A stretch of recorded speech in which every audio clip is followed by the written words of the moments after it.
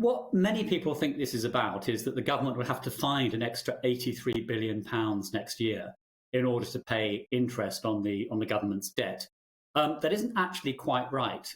What's happening is that about a quarter of government debt, the cost of that is directly linked to the RPI measure of inflation.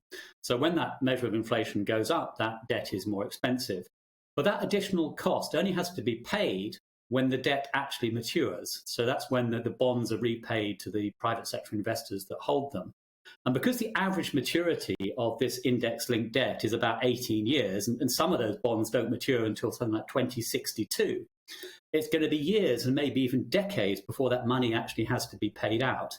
And of course, in 10, 20, 30 years' time, that money will be worth less than it is now because the economy will have grown. So relative to the size of the economy, the burden of that debt will be less.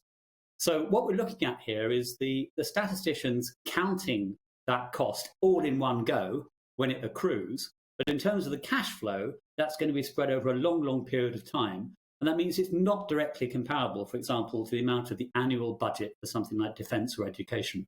That's fascinating because, of course, if it's being paid out over decades and that's already sort of how the bonds have been issued, why on earth did the Chancellor draw such attention to it?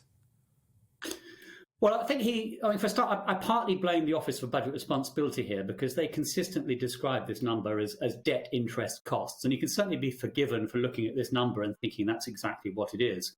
But obviously, from the Chancellor's point of view, it was a gift to him because it was able to send a warning to taxpayers, to other spending departments, to number 10 maybe, that if you continue spending enormous amounts of money, then there's going to be a massive interest bill to pay as a result of it. So I think it was good politics for him to draw attention to it. But it wasn't particularly good economics, and I don't think it improves our understanding of the public finances. The public finances are more healthy than potentially we have thought for some time. Borrowing is going to be lower than expected, even after, or maybe because of, this inflationary problem we've got. Well, again, that's exactly right. You wouldn't necessarily have got that impression from the budget statement and the accompanying comments, but the Office for Budget Responsibility that crunches the numbers has actually revised down its forecast for government borrowing and also for debt relative to the size of the economy.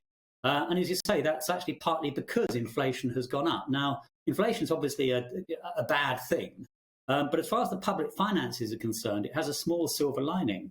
If nominal incomes are higher, then households and businesses pay more in tax than they would otherwise have done. And higher prices can boost tax revenues as well. If you think about the extra revenue the government is getting from VAT or fuel duty, for example. So inflation's bad for the economy, bad for households, but it's actually quite good for the public finances. And that gave the Chancellor a lot more wiggle room than he decided to use in order to lower taxes and increase benefits to support households through this exceptionally difficult time.